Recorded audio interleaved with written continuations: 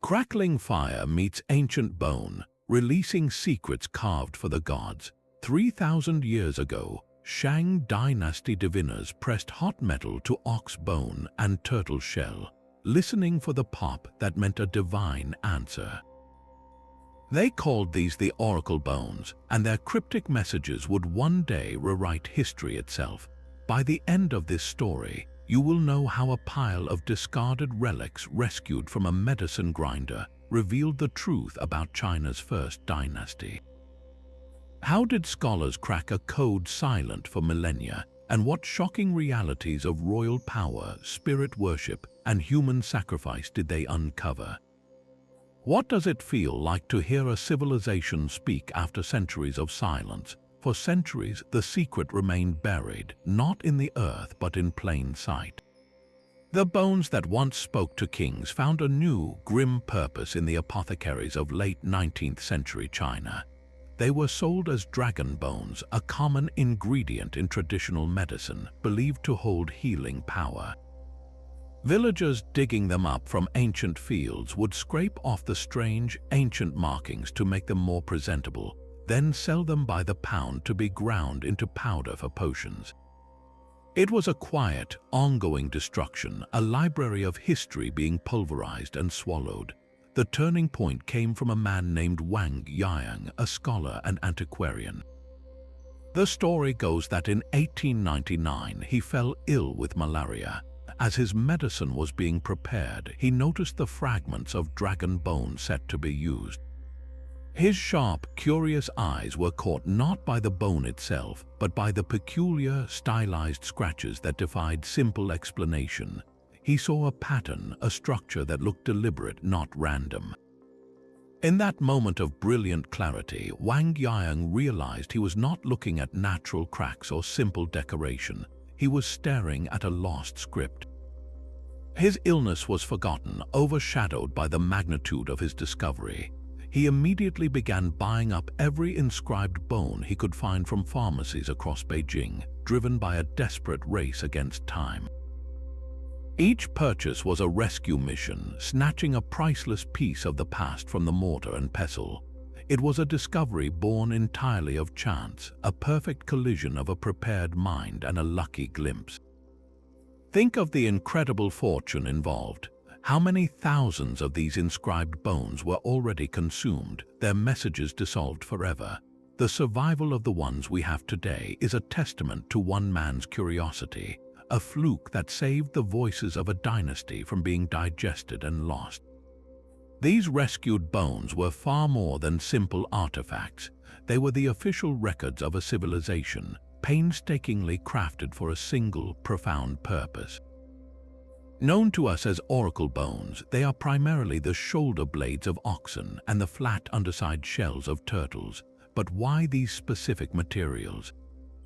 The Shang people saw the world as a place of constant communication between the human and spirit realms. They believed the ox bone and turtle shell, especially the turtle with its hard shell representing the sky and its soft underside representing the earth, were perfect conduits for this dialogue. They were sacred telephones to the gods. Before a question could ever be asked, the bone or shell underwent an incredibly meticulous preparation. Artisans would carefully polish the surface until it was perfectly smooth. Then on the reverse side, they would carve rows of small, bowl-shaped hollows in neat lines. This was not random decoration. These hollows were precision-engineered weak points. When the time for divination came, a hot bronze point would be applied directly into one of these hollows. The intense, focused heat would cause the bone to expand and contract unevenly, resulting in a series of cracks that spiderwebbed across the front surface. It was the pattern of these cracks that the diviners would read as the answer from the ancestors or the gods. The bone itself was the canvas, the heat was the question, and the cracks were the divine reply. Every step, from selecting the right turtle shell to drilling those perfect hollows, was a ritual act of preparation, setting the stage for a conversation with the unseen world. The cracks spreading across the heated bone were not the end of the ritual, but the beginning of the most crucial step. The diviners, often the king himself, would then interpret the intricate patterns of these cracks. They believed the specific shape, length, and direction of each fissure contained a direct yes or no answer from the spirit world, but the conversation did not stop there. The entire process, from the original question to the final verdict, was meticulously recorded. Using a sharp tool, a scribe would carve the details directly onto the very bone that had just delivered the divine message. This act of inscription transformed the bone from a temporary ritual object into a permanent, sacred record. The question posed to the ancestors would be written down. Sometimes the diviner's prediction based on the cracks was added, and in many cases the final, chilling line would be the outcome. Was the king's hunt successful? The bone records it. Did the rain finally come? The bone confirms it. Did the sacrificial offering please the ancestors? The bone bears witness. This created a library of direct transactions with the divine, a permanent log of a kingdom's hopes, fears, and realities, all etched into the very material that had served as the medium for the gods' voices. This was a civilization speaking its truth directly onto a surface meant to last for eternity. The moment of truth arrived with fire and a sharp, percussive sound. A diviner, likely the king or a high priest, would take a bronze rod heated to a glowing point. With practiced precision, they would press the burning tip directly into one of the small, carefully drilled hollows on the back of the bone or shell. The intense, localized heat caused the dense material to expand and contract violently, and the air would be split by a loud, distinct pop. This was not a sound of destruction, but of creation. The moment a crack was born, a fissure believed to carry the voice of a god or an ancestor. All eyes would be fixed on the front surface, watching as a complex pattern of lines, like a spiderweb of fate, spread from the point of impact. The most critical of these were the T-shaped cracks, known as Zhao cracks. The diviner would study their length, their angle, their intersection. A long, straight Zhao crack might signal a positive omen, a blessing from the spirits. A short, crooked one could mean disapproval or impending misfortune. This was not random fortune-telling, it was a high-stakes dialogue. The fate of the harvest, the outcome of a battle, the king's health, all hung in the balance, interpreted from the lines etched by heat and sound. For the Shang king, this was the ultimate source of authority, the divine mandate made visible in a network of fractures. So what questions did a king dare ask the gods? The inscriptions carved beside the cracks always began with a charge, a direct and urgent question posed to the ancestors. These were not vague philosophical wonderings, they were specific, high-stakes inquiries that governed every facet of Shang life. The future of the royal lineage hung in the balance with queries like, will the king's child be a son? The safety of the entire kingdom was sought with the anxious plea, in the next 10 days, will there be any disasters? And the very survival of the state rested on military divination, such as, if we raise an army of 3,000 men to attack the Qiang, will we receive assistance from Dai, the high god? Here, the deeply personal concern for an heir stands alongside the monumental decision of war and the existential fear of divine punishment. There was no separation between the state and the spiritual. A king's toothache, the success of the harvest, the planning of a ritual, all were of equal importance to the gods and were therefore recorded with the same solemn gravity. The oracle bones reveal a world where the divine was not confined to a temple, but was a constant, active participant in the court, the battlefield, and the royal bedchamber. These charges give us a direct line into the hopes and terrors of a civilization, proving that their greatest fears and most fervent wishes were not so different from our own. But who truly held the power in this sacred conversation? The cracks themselves were silent, their patterns open to interpretation. This crucial task fell to the diviners, a small, elite class of priests who possessed the exclusive knowledge to read the will of the gods in the fractured bone. Theirs was a skill shrouded in mystery and immense authority. They would lean in, tracing the lines with a knowing finger, declaring whether a long crack meant divine favor or a forked one signaled a curse. There was no simple guidebook for this. The entire system was built on a foundation of ambiguity, where human judgment became the final arbiter of divine intent.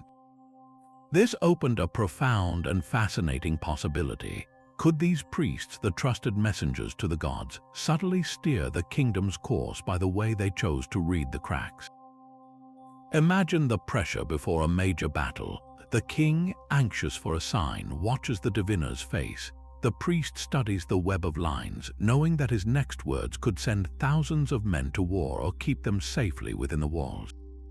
His interpretation, delivered as an absolute truth from the ancestors, was a form of immense political power. It allowed this small group to validate a king's ambitions or to check his worst impulses, all under the unassailable cloak of divine will.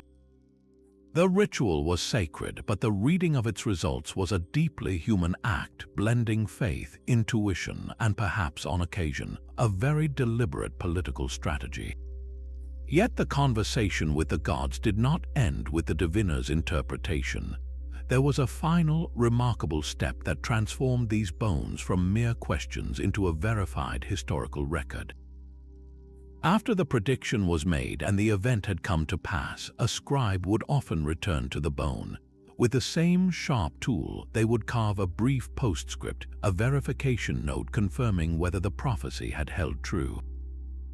Imagine a bone inscribed with the anxious question, "Will it rain in the coming days?" Right beside it, you might find the simple, triumphant addendum, "It really did rain." Or, in the case of a military campaign, the outcome would be recorded for the ancestors to see, confirming a victory or noting a defeat. This was not just record-keeping, it was a divine feedback loop.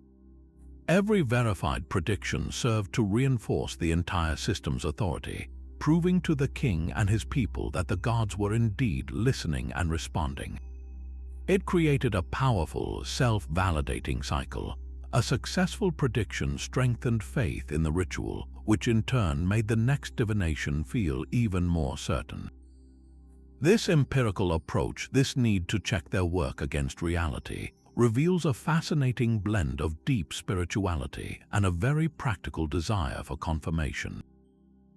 They were building a relationship with the unseen world, one verified outcome at a time, etching their proof directly into the sacred bone for all eternity. These marks carved beside the cracks were more than simple notes. They were the very words of the gods spoken in a script lost to time. This is oracle bone script, the oldest known form of Chinese writing.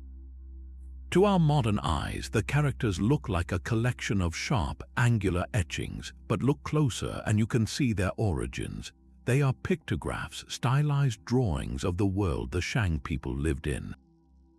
The word for sun was not a squiggle, it was a circle with a dot in the center. The word for mountain was a simple sketch of 3 peaks.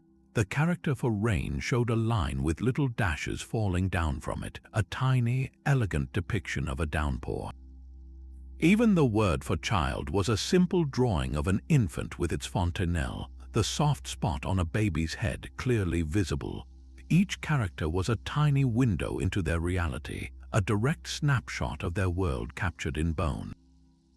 When you place an oracle bone character next to its modern Chinese descendant, the journey of 3,000 years becomes stunningly clear. That circle with a dot for the sun has been squared off and streamlined, but its ancestral form is undeniable. The 3 peaks of the mountain have been stylized, but the essential shape remains. You are witnessing the slow, relentless evolution of a living language, a direct line of communication stretching from a Shang diviner's hand to the present day. It is a writing system in its raw, powerful infancy, where every word still carries the ghost of the thing it represents. But reading these ancient messages was impossible. The oracle bone script was a code that had been silent for 3,000 years, its key long forgotten. The first scholars to confront these etchings were faced with a wall of incomprehensible symbols. The monumental task of deciphering them fell to a handful of dedicated pioneers, men like Luo Zhenyu and Wang Guowei. Their approach was one of brilliant, patient deduction. They knew from later historical texts, like the records of the Grand Historian, that there had been a Shang Dynasty with a specific list of kings. They theorized that the names of these powerful rulers must appear on the bones, used in the ritual addresses to the ancestors. So they began the world's most challenging crossword puzzle. They looked for recurring characters or groups of characters that appeared in a pattern that suggested royal titles. They hunted for the telltale signs of a king's name. Slowly, painstakingly, they started to find matches. A particular set of symbols began to appear in contexts that aligned perfectly with King Wu Ding, a famous Shang ruler. Another cluster matched the name of King Zhu Jia. It was the first crack in the code, the first whisper of a name coming back from the void. Each identified king was a master key that unlocked a whole family of related characters. If they knew this symbol was Wu Ding, then the characters around it, the verbs and nouns describing his rituals and his battles, began to reveal their meanings. It was a domino effect, a linguistic chain reaction that slowly, miraculously, brought a lost civilization back to life, one deciphered name at a time. The true power of these bone records was sealed away in a dark chamber for over 3,000 years. In 1976, archaeologists working at the ancient Shang capital of Yin made a discovery that would stun the world. They uncovered a tomb completely untouched by looters belonging to a woman named Fu Hao. Inside, they found a treasure trove of bronze, jade, and ivory, but the most valuable find was the story the tomb told. Oracle bone inscriptions had mentioned a formidable royal consort named Fu Hao, but scholars debated whether she was a real person or a legendary figure. This tomb was her biography carved in jade and bronze, and it confirmed every incredible word from the bones. She was one of King Wu Ding's many wives, yet she shattered every expectation of a queen's role. The inscriptions revealed her as a military commander of the highest rank, a general who personally led the Shang army into battle. One bone records a specific campaign where she was put in command of a force of 13,000 soldiers, a colossal army for the time, to subdue a rival state. Another inscription details her presiding over grand rituals and sacrifices, a role usually reserved for the king or his highest priests. This was not a woman in the background. She was at the very center of power, leading troops and communicating with the gods. The tomb itself mirrored this authority. Buried with her were over 130 bronze weapons, including massive battle axes, the very symbols of military command. The oracle bones did not just mention her name in passing, they documented her life, her power, and her unparalleled status. Through these inscriptions, Lady Fu Hao stepped out of the realm of myth and into the light of history, a flesh and blood general whose legacy was saved from oblivion by the very bones that once spoke to her husband, the king. Her story, resurrected from the cracks and the carvings, proves that the oracle bones are more than ritual questions. They are the first chapters of a forgotten history, waiting in the dark for their voices to be heard again. The world of the Shang king was a delicate balance of fear and negotiation. His authority rested on a fragile belief that he alone could stand between his people and the capricious will of the gods. At the very top of this celestial hierarchy sat Dai, also known as Shangdi, the supreme god. He was a distant, powerful figure who controlled the grand forces of the universe. The oracle bones are filled with anxious questions directed at him. Would Dai send rain for the harvest, or would he allow a terrible drought to wither the crops? Would Dai grant victory in the coming battle, or would he ordain a devastating defeat? He was not a god of love or mercy, but of absolute power, and his favor was the ultimate prize. But Dai was too remote for daily conversation. To reach him, the king had to work through a vast bureaucracy of spirits, a divine civil service. Just below Dai were the nature spirits, the powerful forces of the earth and sky personified. The spirit of the river could flood the fields or provide life-giving water. The spirit of the mountain could offer protection or send landslides. Each had to be appeased with offerings and respectful inquiries. Yet the most crucial intermediaries were the king's own ancestors. The Shang believed that when a king died, he did not fade away. He joined the spirit world, becoming a powerful, deified figure who retained a direct interest in the kingdom's affairs and held influence with Dai himself. This belief was the very bedrock of royal power. A new king's legitimacy came not just from his father's throne, but from his unique ability to communicate with his father's spirit, and through him, with a whole chain of ancestral kings stretching back to the dynasty's founding. He was the chief priest, the sole conduit for this vital dialogue. Think of the immense political weight of this system. When the king posed a question to his ancestor, King Wu Ding, and the cracks in the bone supposedly delivered a favorable answer, it was not just a spiritual act. It was a public demonstration of his divine mandate to rule. It proved to his court, his army, and his people that he had the backing of the most powerful forces in the universe. A successful harvest after a divination reinforced his position. A military victory confirmed his ancestors' support. This direct line to the deified dead was a tool of statecraft as much as it was an article of faith. The entire spiritual world, with Dai at its apex and the ancestors as its ministers, was mirrored in the king's court on earth, justifying his absolute authority through every crack and carving on the sacred bones. Yet the bones reveal far more than just the king's divine conversations. When we look past the rituals and the royal decrees, we see the entire framework of a complex civilization etched into the cracks.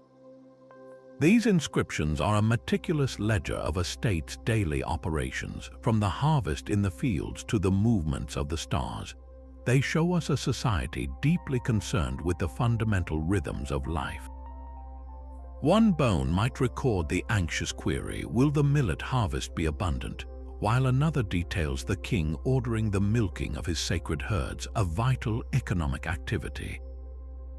They tracked time with sophisticated calendars, marking the passage of days, moons, and seasons, all governed by careful astronomical observation.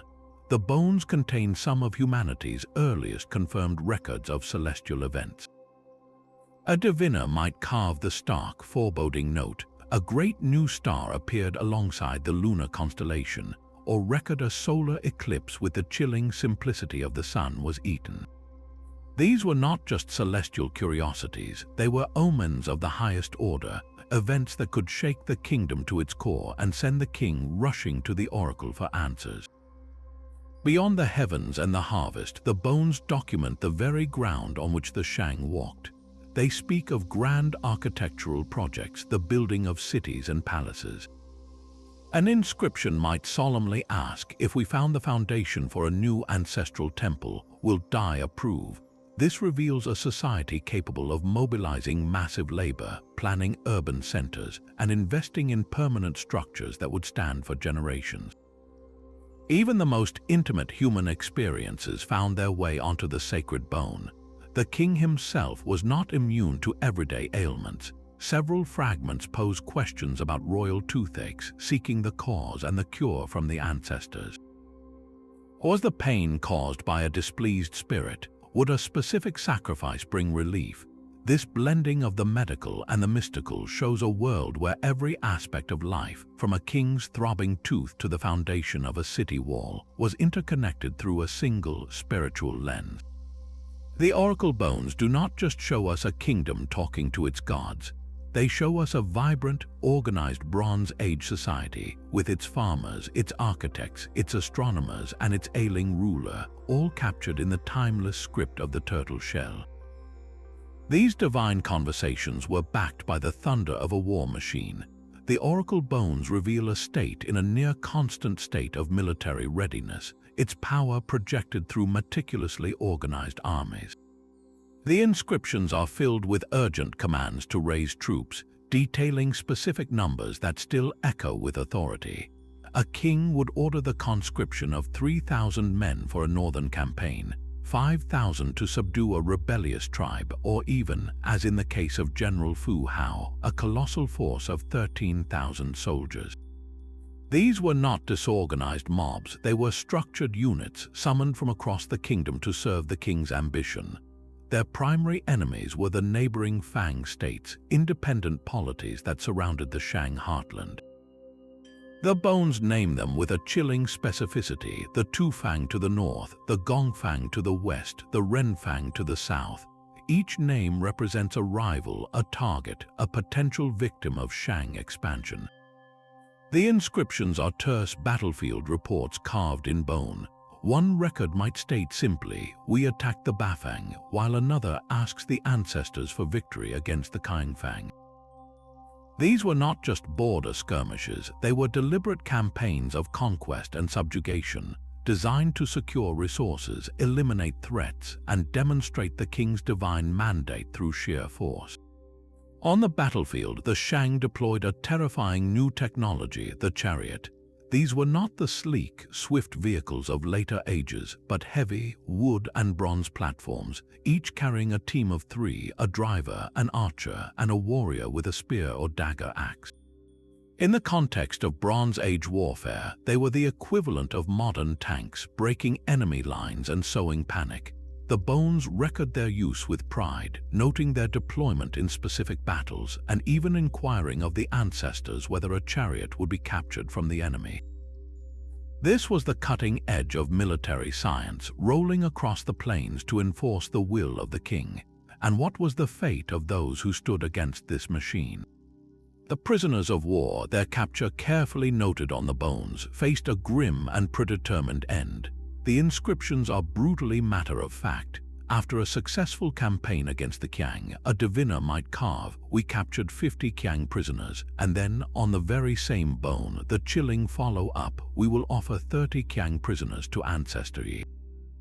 These men, women, and children were not taken to be slaves. They were seized as human tribute, the ultimate currency in the Shang economy of the spirit world. Their lives were the price paid to secure the continued favor of the ancestors, a direct and horrifying link between military victory and ritual slaughter. This evidence, etched in bone and blood, shatters any quaint image of the Shang as a purely spiritual civilization. They were a formidable, expansionist power, their divine authority proven not just by cracks in a turtle shell, but by the march of armies and the smoke of sacrificial altars. The divine dialogue with the ancestors demanded a terrible price. The very same oracle bones that recorded prayers for rain and victory also contain meticulous, chilling accounts of mass human sacrifice. The inscriptions are brutally direct, transforming spiritual pleas into grim logistics. One bone, carved on a day known as Gui Si, records the diviner asking a stark question: "We will pray to Father Jia, a deceased king. Should we use 10 Qiang prisoners?" This is not a metaphor. The Qiang were a neighboring people, frequently captured in the Shang's military campaigns, and here they are itemized as ritual offerings, their humanity reduced to a number in a sacred transaction. This was not an isolated event. The bones speak of sacrifices on a staggering scale. Some inscriptions call for the use of 30, 50, or even hundreds of prisoners at a single ceremony to consecrate a new building, to appease an angry river spirit, or to honor a powerful ancestor. Archaeology provides the grim, physical proof that these written records were not empty threats. Beneath the foundations of royal palaces and ancestral temples, excavators have found orderly rows of burial pits. These are not tombs for the honored dead, but mass graves filled with the remains of sacrificial victims. Some pits contain headless skeletons, their skulls placed neatly to the side. Others hold rows of bodies, bound and decapitated, buried together in a single, horrifying event. One pit at the royal capital contained the remains of over 300 people, a silent testament to the scale of this practice.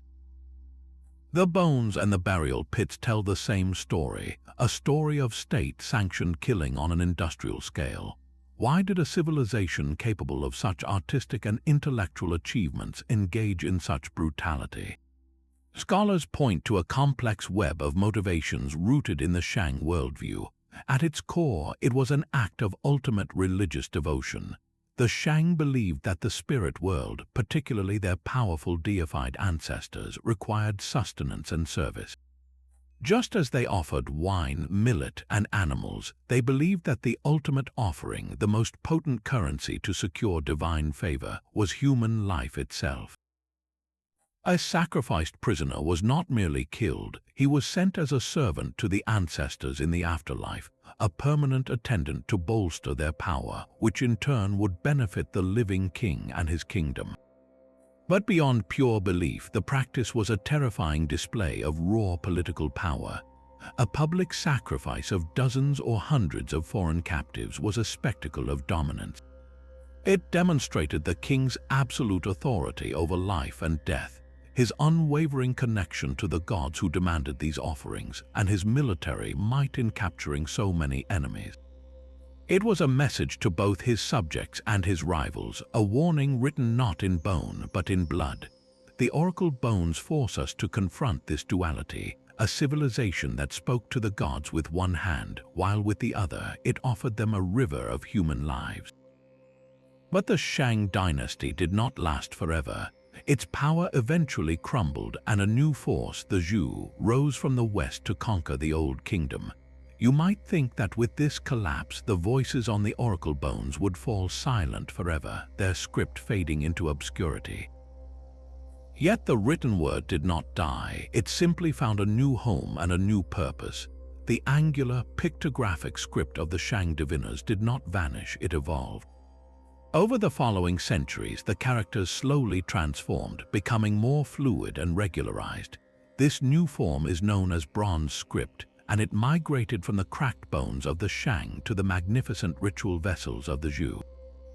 Cast directly into the sides of these towering cauldrons and ornate wine goblets, the writing lost some of its sharp, hasty angularity. The characters became more rounded, more balanced, and often more elaborate, reflecting their new role as permanent declarations of power and lineage on objects meant to last for eternity. A Zhou noble would have a vessel cast to commemorate a military victory or a grant of land from the king, and the inscription would tell his story for his descendants to see. This was no longer a private conversation with the gods, but a public monument to a family's prestige. If you place an oracle bone character for tiger next to its bronze script descendant, you can see the journey, the raw drawing of a fearsome beast slowly becoming a more stylized, symbolic, but still recognizable emblem of power. The language itself was surviving and adapting, outliving the dynasty that had given it birth. The Zhou conquerors were not cultural vandals, they were shrewd adapters. They recognized the power of the Shang's spiritual and bureaucratic systems and adopted them for their own rule. They too practiced divination, seeking the will of heaven before major undertakings. But their primary medium shifted. While they occasionally used turtle shells, their most famous divination texts come from a different source, the I Ching, or Book of Changes, which used the manipulation of yarrow stalks to generate hexagrams. More importantly, they embraced the concept of communicating with the supreme power, but they gave that power a new name and a new political philosophy. The Zhou called it the mandate of heaven. This was a brilliant and devastating piece of political propaganda. They claimed that heaven, which had once granted the divine right to rule to the virtuous Shang kings, had now withdrawn that mandate because of the Shang's moral corruption and decadence. The last Shang kings, they argued, were drunken tyrants who neglected their duties to the gods and oppressed their people. Therefore, heaven had chosen the virtuous Zhou to overthrow them and restore order. This was not a simple rebellion, it was a cosmic realignment justified by a failure of divine duty. The Zhou used the very idea of a moral universe that the Shang had so painstakingly built through their oracle bones and turned it into the reason for the Shang's destruction. The inscriptions on their bronze vessels often reinforce this, celebrating the Zhou king as the rightful recipient of heaven's favor, the one who had vanquished the corrupt and brought peace to the land. In doing so, they established a political doctrine that would echo through Chinese history for 3,000 years. The idea that a ruler only holds power so long as he governs with virtue, and that losing that virtue means losing the very right to rule. The cracks in the bone had been replaced by the cast words on the bronze, and the conversation with the ancestors had become a justification for revolution. For decades, the Shang Dynasty existed only as a legend, a name recorded in ancient texts with no physical proof to anchor it in reality. That changed with a quiet pilgrimage to a small village near Anyang. This was the place ancient records called Yin, the last great capital of the Shang. Guided by the clues from the oracle bone inscriptions themselves, a new generation of explorers arrived, not as treasure hunters but as scientists. Among them was Li Jai, a pioneering archaeologist who would lead the first major modern excavations in the late 1920s.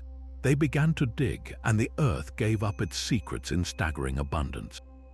They did not find just a few scattered bones. They uncovered the city itself, a sprawling metropolis that had been lost for 3,000 years. This was Yingsu, the ruins of Yin. The scale of the discovery was almost incomprehensible.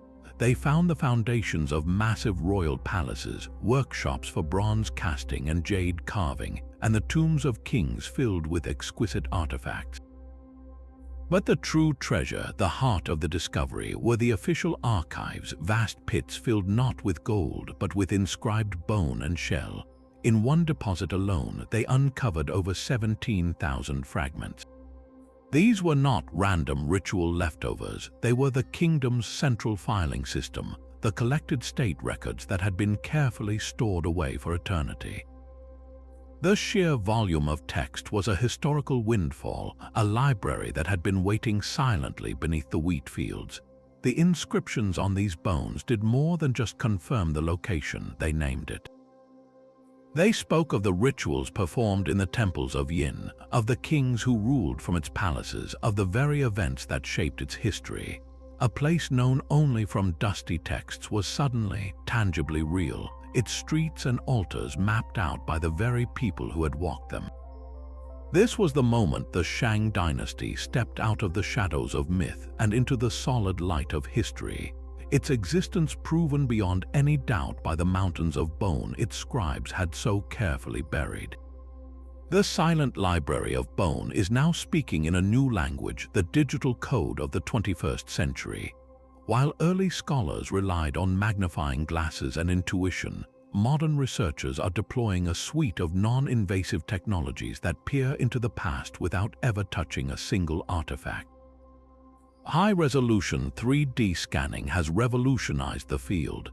These scanners capture the surface of a bone or shell in microscopic detail, creating a perfect digital replica that can be rotated, zoomed, and lit from any angle on a computer screen. Faint inscriptions, worn almost smooth by 3,000 years in the earth, become starkly visible. A divination crack that is nearly invisible to the naked eye can be measured to a fraction of a millimeter, revealing the precise angle and depth that might have held meaning for the priest. This digital resurrection allows scholars to study the bones indefinitely without risking damage from handling, and it enables fragments scattered across the globe in different museums to be virtually reassembled, piecing together sentences fractured by time. Beyond the shape of the inscriptions, scientists are now analyzing their chemical makeup. Many of the oracle bones were not just carved, they were painted. Scribes often filled the etched characters with pigment, usually a vibrant red or black, to make the text stand out. Using techniques like X-ray fluorescence, researchers can detect the elemental signature of these ancient inks without taking a single sample. The red pigment, they have confirmed, was cinnabar, a mercury-based mineral that was both brilliantly colored and incredibly rare, signifying the immense value and sacred nature of the text.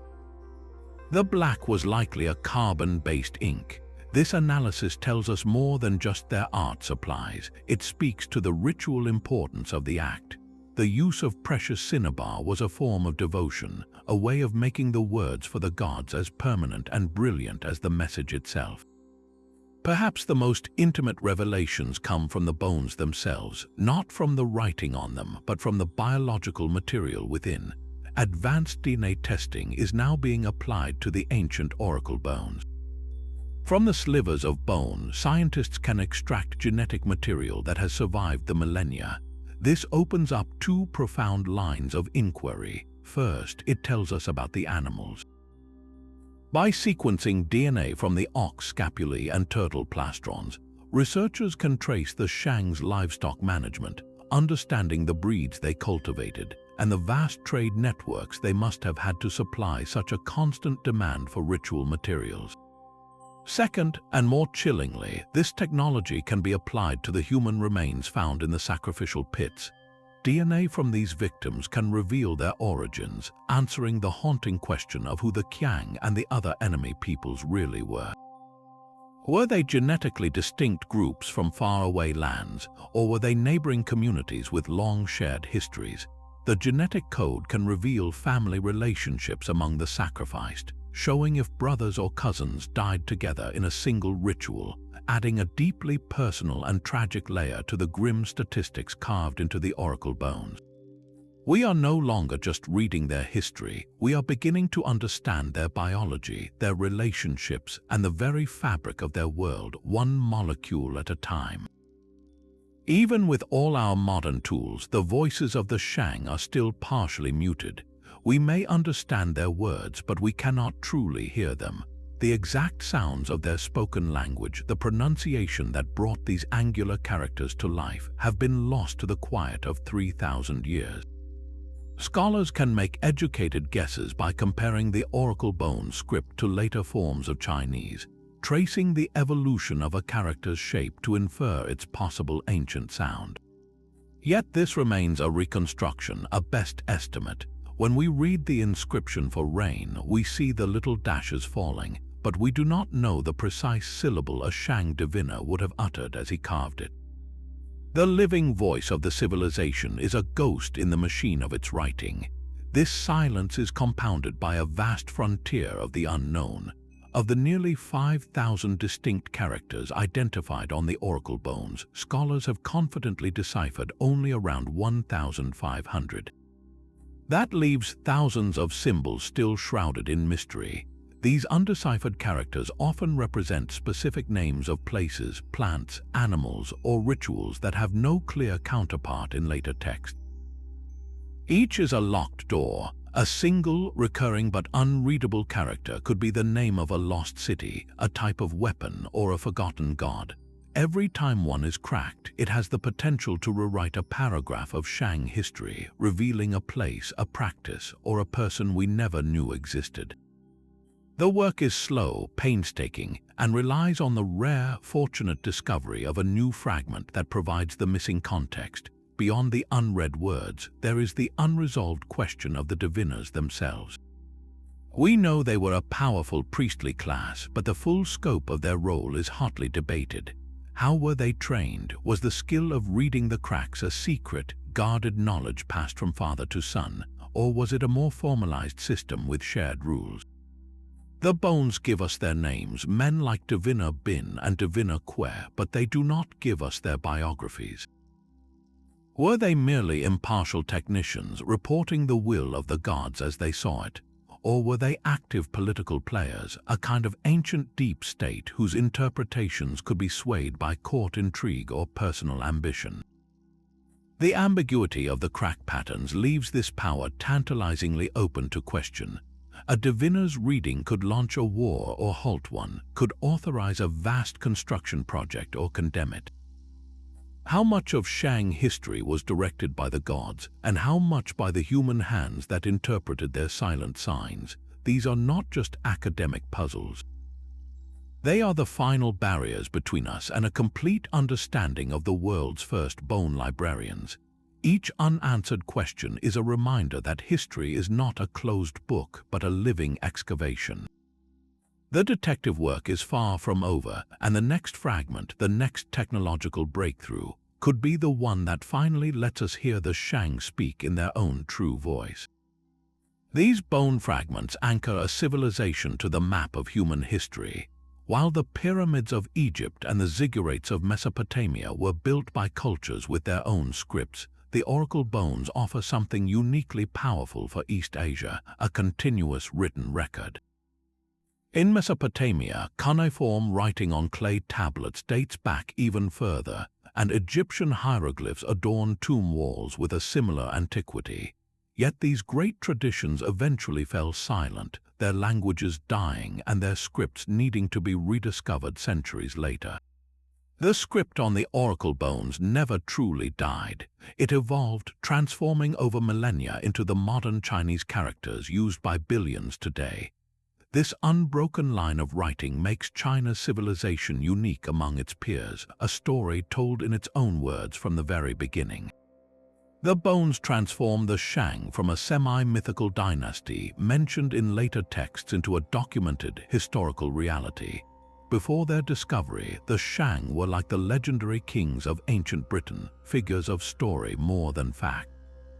The bones provided the names, the dates, the battles, and the rituals, turning legend into documented chronology.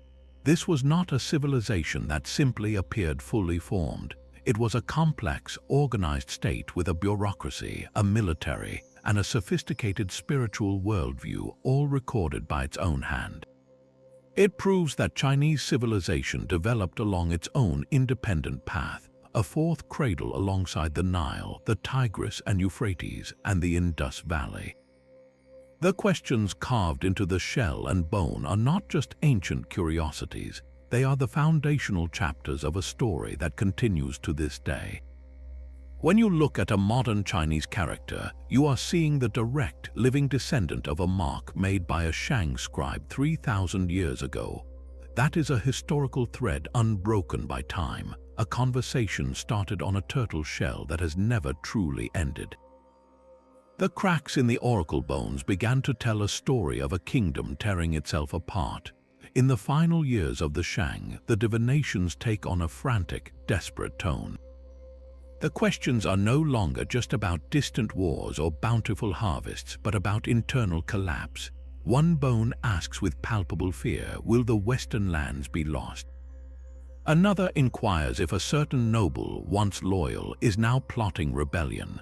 The constant, draining warfare against the Fang states, so meticulously recorded for generations, appears to have exhausted the kingdom's resources and its spirit.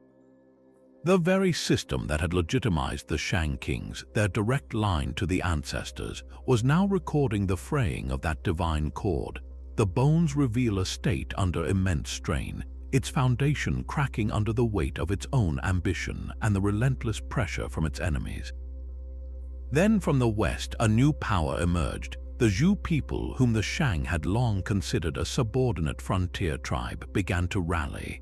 The Shang oracle bones, so focused on their immediate rivals, seemed to have underestimated this growing threat until it was too late. The final inscriptions from the capital at Yin are hauntingly mundane, asking about the weather or a royal hunt, as if the scribes were unaware that the world they documented was about to vanish in a storm of conquest. The Zhou, however, told a very different story to justify their victory. In their own texts and the inscriptions on their grand bronze vessels, they painted the last Shang king, Dai Xin, as a monster of decadence and cruelty. They accused him of abandoning his sacred duties to the gods in favor of drunken orgies, of inventing brutal tortures to amuse himself, and of listening only to his wicked consort, Daji. This was not merely slander, it was a masterstroke of political ideology. The Zhou claimed that the Shang had lost the moral virtue necessary to rule, and that heaven, in its wisdom, had consequently withdrawn its mandate. They called this the Mandate of Heaven, and it became the cornerstone of Chinese political philosophy for the next 3 millennia. The Zhou did not present themselves as mere conquerors, but as heaven's chosen agents, tasked with punishing a corrupt dynasty and restoring order to the world. This created a profound and lasting narrative. The fall of the Shang was not a simple military defeat, but a cosmic judgment. We are left with 2 competing truths, the internal anxiety etched on the Shang's own bones and the external condemnation cast in Zhou bronze. One shows a kingdom crumbling from within, the other justifies its destruction from above. Together, they form the complex, layered reality of one of history's first great transitions, where a civilization fell and a new idea of power based on moral righteousness was born from its ashes. The immense value of these ancient texts created a shadow market almost overnight. As news of Wang Yang's discovery spread, a frantic race for oracle bones began, and with it came the forgers. By the early 1900s, the demand from collectors and museums far outstripped the supply of genuine fragments, creating a perfect storm for deception. Cunning artisans, recognizing a lucrative opportunity, set up workshops dedicated solely to producing fakes. They would acquire old animal bones from fields and riverbeds, sometimes even using ancient, uninscribed oracle bones as their blank canvas. Their goal was to mimic the sacred script and sell their creations to eager and often unsuspecting buyers. This flood of forgeries was so successful that today, some experts estimate a significant percentage of the oracle bones held in early collections outside of China are clever imitations. Spotting these counterfeits requires the sharp eye of a detective. The first clue lies in the script itself. A master forger might perfectly copy the shape of individual characters, but they often fail to grasp the grammatical structure and flow of a genuine Shang inscription. The sentences would be nonsensical, a jumble of correctly drawn but incorrectly arranged symbols. It is the difference between a child copying random letters from the alphabet and an author writing a coherent sentence. The second test is the patina, the thin, colored film that ages onto the bone's surface over millennia. Authentic bones develop a deep, rich, and consistent patina that sinks into the very material, often with layers of soil and mineral deposits cemented within the carved grooves. Forgers would try to replicate this by staining new bones with tea, ink, or even mud, but these modern applications sit on the surface. A gentle touch with a damp cloth can sometimes wipe a fake's history away. The most difficult element to forge, however, is the very heart of the oracle bone, the crack itself. Genuine divination cracks are not superficial scratches. They are three-dimensional fractures that travel through the bone's internal structure, created by the unique physics of rapid, intense heat applied to a prepared hollow. A forger can carve a line that looks like a crack on the surface, but under magnification, it lacks the internal stress marks and the organic, branching quality of a true thermal fracture. It is a drawn line, not a born one. This modern battle against deception adds a thrilling new layer to the ancient mystery, a cat and mouse game where the ultimate prize is not just an artifact but the truth. That same script, born of fire and bone, has now escaped the confines of archaeology to live a second life in our modern myths. You can find the oracle bones not just in museums, but in the pages of fantasy novels and the digital worlds of video games, where they are reimagined as powerful artifacts of destiny. In these stories, they are rarely simple historical relics. Instead, they become mystical keys. A protagonist might discover an ancient bone fragment whose cracks reveal a hidden future or unlock a supernatural ability, transforming the Shang's ritual tool into a plot device of immense power. These modern interpretations, while fictional, capture the original essence of the bones, their inherent mystery, and their role as a conduit to unseen forces. They resonate because they tap into that ancient human desire to know the unknown, to hold a piece of the future in our hands, just as the Shang kings once did. Yet this pop culture presence is only one facet of their modern story. In China today, the oracle bones are viewed with a reverence that goes far beyond entertainment. They are profound national treasures, symbols of an unbroken cultural identity that stretches back over 3,000 years. When a child in a Beijing classroom learns to write the modern character for rain, they are tracing a direct line back to that same character etched onto a turtle shell in the Shang Dynasty. This connection is a source of immense cultural pride, a tangible link to the very dawn of Chinese civilization. The bones are proof that this is not a history borrowed or imported, but one that originated right there in the Yellow River Valley. They anchor the modern Chinese identity to its deepest, most ancient roots, serving as a powerful reminder of cultural longevity and resilience. They are not merely artifacts in a glass case, they are the first sentences of a story that is still being written, a foundational chapter that continues to define a nation's sense of self in the modern world.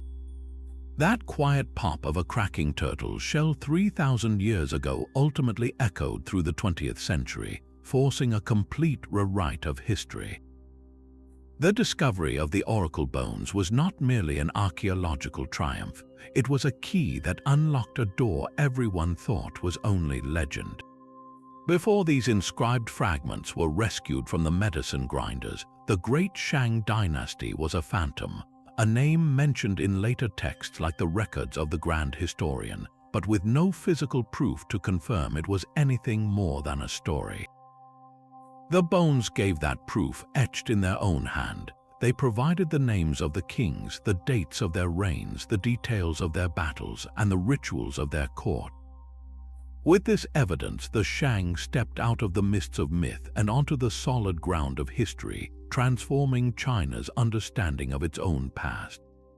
We went from wondering if this dynasty ever existed to knowing the personal concerns of its rulers. This was the single most important contribution of the bones. They turned a whispered tradition into a documented chronological reality. But their impact did not stop there. They also handed us the Rosetta Stone for the Chinese language itself. The angular pictographs carved beside the cracks are the direct ancestors of the characters used by billions today. When you see a modern Chinese character for sun or mountain, you are looking at the great-great-grandchild of the symbol a Shang scribe once scratched into bone.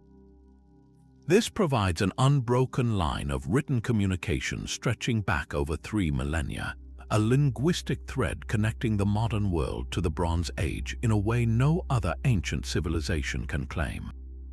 The evolution of the script from the bony drawings of the oracle bones to the fluid characters of the bronze vessels and beyond is a map of cultural continuity. Finally, and perhaps most intimately, the bones offered a raw, unfiltered window into the Bronze Age mind.